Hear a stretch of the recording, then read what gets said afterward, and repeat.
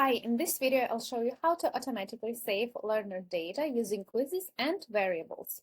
This functionality allows you to collect important information during a quiz, automatically store it in the learner's profile, and using for filtering and statistical analysis.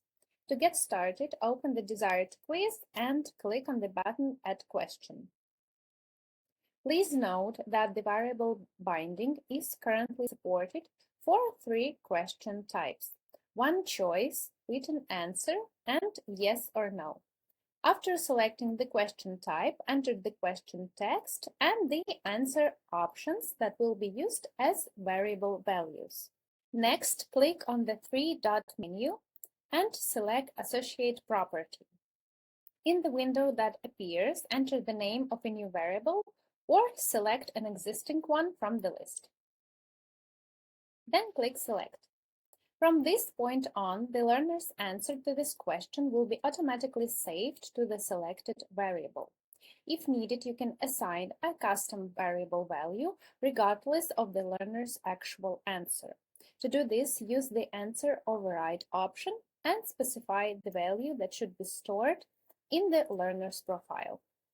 This is especially useful when you need to standardize data or use shortened values for future segmentation. Once all questions have been configured, click Save. When the learner completes the quiz, the system will automatically save their answer to the corresponding profile variable. If the learner retakes the quiz and provides a different answer, the variable value will be updated automatically.